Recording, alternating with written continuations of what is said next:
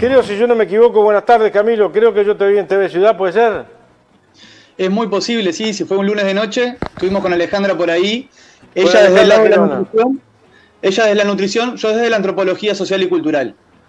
Antropología social y cultural. Es correcto. ¿Y qué rol juega ahí en las nutricionistas y en esta investigación? ¿En serio? Antropología. Social y cultural. Está bueno que lo preguntes, porque la semana pasada estuvo acá Gabriela Fajardo, que también es nutricionista, y estuvo presentando una parte de la investigación que hicimos sobre inseguridad alimentaria en hogares con adolescentes entre 12 y 17 años de los barrios de Villa Italia y Punta Rieles, y ella presentó sobre todo lo que fueron los resultados de un relevamiento cuantitativo, ¿no? Y bueno, la otra pata también, si yo bien participé en ese trabajo de campo, sobre todo trabajando con pasantes de nutrición, en hacer el relevamiento, en hacer las encuestas, también mi especialidad es lo social y cultural. Entonces estuvimos haciendo algunas entrevistas en profundidad que componen el segundo elemento que está presente en esta investigación y que también arroja algunas cuestiones interesantes para entender los porqué de esos datos que arrojan las encuestas. ¿Y cuáles son los por qué? Y comúnmente, ¿por qué se dan los por qué en esas diferentes encuestas? No solo esas, sino otras que tú has hecho. Más que nada referido ahora a la pregunta, a ver si lo podemos... lo logramos entender tu rol, o los estudiantes que están en tu tipo de carrera, el rol que juegan en estas investigaciones. Bien. Capaz que entonces retomar un poco, hacer un poquito de carrera hacia atrás y contarles que esto fue una investigación que se llevó adelante desde el Programa Integral Metropolitano de la Universidad de la República, junto con la Escuela de Nutrición, el Instituto de Estadística, y yo como representante de un equipo de Facultad de Ciencias Sociales y de Extensión, que trabajamos lo que tiene que ver con la temática alimentación, pero también lo que tiene que ver con las respuestas desde distintos actores sociales, ¿no? Ya sea desde el Estado, desde el mercado o de la sociedad organizada. Entonces yo, como parte de ese equipo, me integré en todo lo que tuvo que ver con el diseño de la investigación, con la formulación del proyecto, lo que tuvo que ver con el relevamiento cuantitativo, esa encuesta que daba algunas cifras muy importantes para entender cuál es la situación de inseguridad alimentaria y nutricional de los adolescentes y de los hogares con adolescentes del Villa Italia y Punta Rieles, pero además hicimos algunas entrevistas, hicimos 4 entrevistas para conocer en profundidad cuáles son las estrategias alimentarias de consumo doméstico de esos hogares, ¿no? Entonces, si bien la encuesta tiene un carácter representativo, lo nuestro no podemos extenderlo de la misma manera a todos los hogares, pero sí nos ayudan a entender un poquito más cómo hacen las familias en situación de pobreza, en situación de inseguridad alimentaria, para poder comer lo mejor posible, ¿sí? Y después también un poco conocer cuáles son esas experiencias asociadas al hambre, que alguna de las cosas que identificamos es que no son recientes, sino que tienen una larga data y en algunos casos se repiten generación tras generación. No sé si estamos hablando de que de 15, 20, 30 años. ¿Quiénes? Esa generación tras generación, el tema del hambre o de la respuesta. Mirá, encontramos con que el hambre es una situación que no solamente afecta individualmente a las personas, sino que está concentrado en algunos sectores de la población, ¿no? Y los sectores pobres de la población. Y esos sectores también muchas veces están concentrados en algunos territorios, como los que nosotros fuimos a estudiar, que es Villa Italia y Punta Rieles, que abarca un área muy grande. Entonces, no solamente es al individuo que afecta, es toda una zona que se ve que se ve afectada por el hambre, por la situación de crisis económica, pero además encontramos con que esos padres, esas madres de los chiquilines, que ahora son adolescentes o son niños, también sufrieron hambre cuando eran niños, ¿no? Personas capaz que tienen 60 años, otros que tienen 40, también vivieron esa experiencia del hambre cuando eran más chicos, ¿sí? Cuando estaban en su infancia, en su adolescencia. Y que esa experiencia del hambre les conduce a buscar fomentar que sus hijos desarrollen aprendizajes que les permitan desarrollarse de la mejor manera cuando sean adultos, cuando les toque a ellos tener que hacerse cargo de esa situación. Y entonces, nada, encontramos eso, con que, por ejemplo, hay una persona que era niño en la década del 70, cuando hubo una crisis muy importante en el trigo, capaz que vos estás más cercano a esa edad, capaz que te acordás, una época en que se vendía una harina que era negra, era gris, ¿no? Y que la gente decía, están vendiendo harina sucia. Y en realidad lo que sucedió... No leudaba, yo me acuerdo que mi madre hacía pan, vivíamos en campaña. Había que hacer el pan, no llegaba el pan de panadería. Exacto, no había pan en las panaderías. Era muy limitado la harina que había y solamente se preparaba en la panadería. No podías comprar pan en el supermercado o en el almacén, ¿no? Entonces, esa crisis que tuvo que ver con una enfermedad de las plantas del trigo y también con algunos problemas más macroeconómicos de balanza de pagos a nivel nacional, lo que produjo es que una escasez en ese alimento fundamental, en personas que trabajaban en panadería, que perdieron su trabajo, y una de las personas nos relataba eso mismo, que cuando era chico su padre era panadero y pasó mucho hambre. Iba a la escuela con un boñato hervido en el bolsillo. Nos contaba que desde muy pequeño tuvo que empezar a trabajar también como para poder hacer frente a esa situación. Entonces, es eso, no es algo de ahora, no es algo solamente que es de la pandemia, sino que las crisis afectan de manera recurrente a las mismas familias en situación de pobreza.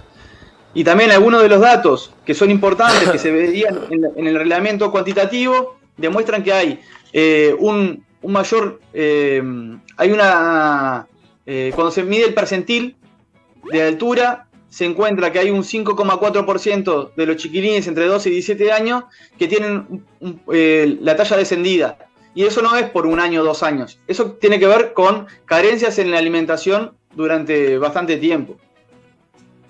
Si la crisis, Camilo, si la crisis es cíclica, entre 20 y 30 años aproximadamente, lo estoy diciendo yo con muy poco estudio, significa que se encuentran los polos de ese niño que tiene una talla menor y que ha pasado hambre con el que va a tener su hijo o su nieta. Exacto. Se va a reiterar repetitivo. Exacto. Y recordemos que la última crisis pronunciada en Uruguay tuvo lugar hace 20 años. De 2002 al 2020, 18 años, ¿no? Y hay estudios de la Facultad de Economía que demuestran... En realidad explotó en el 2002, pero la crisis viene del año 98, 99. Y las crisis vienen de antes. Las crisis vienen de antes. Ahora también podemos decir que hay un decrecimiento de la economía que está afectando a parte de la población particularmente, que es anterior al 2020. No surge en el 2020 esa crisis económica para muchos. Ya quienes trabajábamos en programas sociales en esa época, nos encontrábamos con personas que venían solicitando acceder a alimentos, con dificultades para acceder al trabajo, con otras problemáticas también que emergen cuando hay una situación de crisis económica. Pero lo importante es entender eso, ¿no? Que hay que responder desde el Estado, desde lo público, con mucha velocidad, para poder atajar y que esas personas no caigan en el sufrimiento, en el hambre, en sus condiciones de bienestar, poder sostenerlas para que puedan acceder a sus derechos, ¿no? Y muchas veces lo que sucedió de alguna manera a lo largo de estos años, del 2020 hasta ahora, es que ha sido la sociedad organizada, sobre todo, la que ha respondido a esta necesidad de la gente, ¿no? De comer. Estoy pensando que no es lo mejor, sino que debería ser una política de Estado. Claro, pero cuando eso no sucede... Sí, claro. Cuando eso no sucede, lo que sucede es que la sociedad se organiza y resuelve, trabaja colectivamente para que las personas no tengan hambre. Nosotros hicimos una investigación a partir del año 2020 sobre ollas y merenderos y encontramos que habían unas 700 ollas en el 2020. 700, un 60% en el interior y un 40% en Montevideo. Y cuando volvimos a hacer ese mismo relevamiento en el año 2022, encontramos con que, si bien había bajado el número de ollas, aproximadamente a unas 500 y algo, la cantidad de porciones servidas eran las mismas. Y eran menos personas las que estaban trabajando en eso. O sea, paréntesis, había más vianda, más comida por olla. O sea, los comensales, usando mal la palabra, pero los comensales eran igual o mayor que los de antes, menos olla para distribuirla. Exactamente, exactamente. Y es una situación que es muy dramática porque a partir de febrero de este año, el Mides recortó lo que tiene que ver con la transferencia de insumos a las ollas y merenderos. Entonces, los ollas y merenderos en este momento se encuentran con que tienen la misma cantidad de comensales, pero mucho menos recursos para poder cocinar y distribuir alimentos, y están en estado de mucha angustia por lo que está sucediendo también. Esta investigación la hicieron ustedes por allá por enero, febrero, marzo, que todavía no se pudieron percatar de la importancia o del golpe que está haciendo el agua hoy por hoy en esas capas sociales más bajas, más indefensas. Sí. Sí, nosotros no llegamos justo a ese momento en el relevamiento, en la investigación que hicimos, pero la otra vuelta estábamos sacando un cálculo en otro espacio y decíamos, bueno, una familia de 4 personas que consuman 2 litros de agua por día en bidón está gastando 5.000 pesos por mes. Es bastante, 5.000 pesos por mes, sumarle a los gastos del hogar. ¿Qué sucede en esos casos? ¿Qué tipo de agua está tomando? ¿Con qué agua se está cocinando? Realmente son incógnitas, son incertidumbres que no sabemos quién está respondiendo por eso. Es que no hay mucha vuelta, Camilo. Si la gente gana X plata, pongo un ejemplo cualquiera, 20.000 pesos, 30.000 pesos, y antes no tiene ahora que gastar 5.000 pesos en agua, una extra que tiene, que antes no la tenía. Ponle que gastara 800, 700 en el agua de Orce. Ahora tiene agregado 4.500, 5.000 pesos más. Sí. Es un gasto no tiene muy para importante. recortar porque el boleto lo tiene que pagar y ir a trabajar tiene que ir igual. La escuela tiene que ir igual. ¿Cómo hacer? Sí, sí. La verdad que es una muy buena pregunta que solamente lo saben las personas, lo sabemos las personas que lo están padeciendo, ¿no? Y quiero retomar un tema del estudio que hicieron ustedes, a ver la veracidad que puedo tener en este razonamiento en voz alta. Pero en esos ciclos que se repiten cada 20 o 30 años, en este caso, cuando vos dijiste un ejemplo que encontraron gente con menos talla y todo lo demás, no solo repercute en la talla y en eso, sino también en la sociabilidad en el estudio y en otras cosas que tiene alrededor. Sí, por supuesto. Por supuesto, las personas que mejor saben de eso son las nutricionistas, ¿no es cierto? Pero nosotros, por ejemplo, pudimos observar otras cosas, ¿no? A ver. Todos los hogares desarrollamos algún tipo de estrategia de consumo de alimentos, ¿sí? Pero los hogares pobres se concentran en la supervivencia, es decir, cómo hacer para poder comer, cómo poder alimentarse y cómo alimentarse de la mejor manera con los recursos que tienen. Entonces, ¿qué hacen? Por un lado, trabajan de manera informal, pero además consiguen objetos y los comercializan, por ejemplo, de la clasificación de residuos, los pueden vender en ferias, en depósitos, pero además utilizan lo que son las prestaciones sociales, la tarjeta del MIDE, la asignación familiar, pero además comen en comedores los chiquilines cuando están en la escuela, en el liceo no hay, ¿no? Y además comen en ollas y merenderos populares, producen sus propios alimentos, etcétera, etcétera, etcétera, ¿sí? En esas estrategias, en esas prácticas, lo que sucede es que todos los integrantes del hogar, de alguna forma, aportan, ¿sí? Contribuyen a esa estrategia familiar. Y con los adolescentes, sucede que ya están en una etapa que es como una transición, ¿no? Están como dejando de ser niños y están en el proceso de convertirse adultos. Y ese lapso, ¿sí? De tiempo está muy condicionado por lo que es la clase social, ¿no? Es decir, quienes tuvimos la oportunidad de estudiar, hacer el liceo, ir hasta la universidad, tuvimos la posibilidad de poder estirar un poco más nuestra adolescencia y poder disfrutar algunas cosas. Pero las personas que tienen que muy tempranamente empezar a trabajar, que tienen que empezar a cuidar a sus hermanos o cuidar a otros familiares que son dependientes, esa adolescencia prácticamente no existe, ¿no? Y eso, de alguna manera, lo que va a hacer es repercutir en las trayectorias de vida de las personas. Entonces, esos adolescentes seguramente no sigan estudiando en el liceo, no sigan estudiando en la UTU. Esos adolescentes seguramente también forman una pareja más tempranamente y se independicen del hogar, lo cual no implica cortar los vínculos familiares, ¿sí? Pero sí cambia la forma en que se establecen esos lazos de solidaridad intrafamiliares. ¿Me explico? Ahora, ¿es cuando más lo necesita un ser humano, tú que estudiaste? Siempre son todos los estados, pero cuando más niño, también. Ahora, cuando es un adolescente que ya no puede ir a la escuela a comer o se le termina la mini sociedad o empieza a faltar en el liceo, queda más aislado y queda más expuesto a los vaivenes de la sociedad. ¿Esto es un paquete o me equivoco? Sí, claro. Sí, totalmente. ¿Qué hacer? Bueno, esa es una buena pregunta.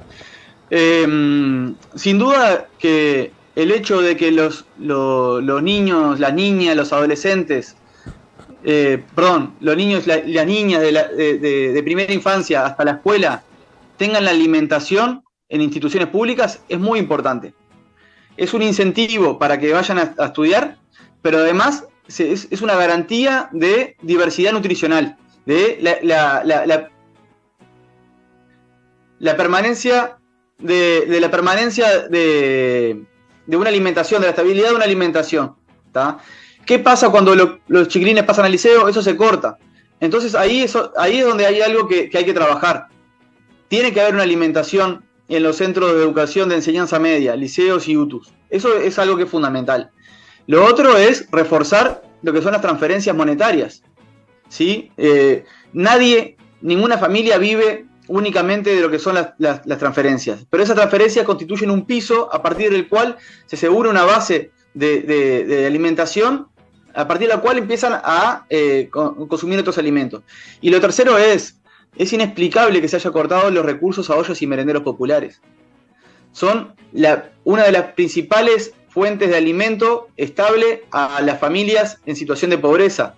Entonces, necesariamente tiene que haber una vuelta a esa práctica de poder transferir recursos, reconocer también el trabajo de las personas que están en ollas y merenderos populares, que son en su mayoría mujeres, y transformar, porque lo que hoy en día es el Plan de Alimentación Territorial, el PAT del MIDES, está teniendo muchísimos problemas, está siendo muy denunciado desde distintos lugares porque no da acceso a la población, no es un alimento que sea digno y tiene un costo económico muy grande en relación a lo que con ese mismo dinero podrían hacer las propias familias o una olla y merendero popular. 3 minutos. Nos tenemos que estar yendo. Bueno. ¿Cuál es el resumen tuyo? Porque tú eres muy joven también y estás estudiando. Bueno, ¿cuántas experiencias de esta de calle has tenido? Toda una vida. ¿Y esa vida cuánto depende? Yo tengo 37 años. No soy tan chiquilín. Bien, ¿qué experiencia? Yo te lo quería comparar. ¿Qué experiencia te ha dejado entre todos los trabajos de campo que has hecho? Este último trabajo de campo que has hecho a título personal, ¿qué te ha dejado de aprendizaje? Bueno, yo trabajé muchos años en una ONG, laburé más de 10 años en una ONG, he trabajado en investigaciones sobre diversas temáticas que tienen que ver con la pobreza, sobre la cuestión de la ciudad, y me parece que es muy importante poder comprender las políticas sociales de manera integral, no de manera aislada como sucede generalmente en el Estado, ¿no? Donde ve por una parte la alimentación, por otro lado la vivienda, por otro lado la infancia, por otro lado las violencias. Poder tener una perspectiva integral y generar planes que puedan incorporar todas esas variables, ¿no? Donde las personas puedan realmente desarrollar estrategias a partir de los distintos elementos que componen la política pública. Eso me parece que sería como la base como para empezar a pensar cualquier otro tipo de política. Muchas gracias, Camilo. Muchísimas gracias por tu tiempo. Gracias a lo del AR, que está formando gente como ustedes, que además está lo teórico, pero está el trabajo de campo, que nos facilitan a todos los uruguayos para comprender y tratar de entender la realidad en la cual vivimos, que no es lo mismo vivirla, enumerarla, que a veces contada por la gente que anda trabajando en ese tipo de trabajo. Muchísimas gracias, muy amable. Muchísimas gracias a ustedes. Cuando quieran nos llaman de vuelta. Florencia, anotá, mirá que nos habilitó para que lo llamemos. Gracias, Camilo, un abrazo.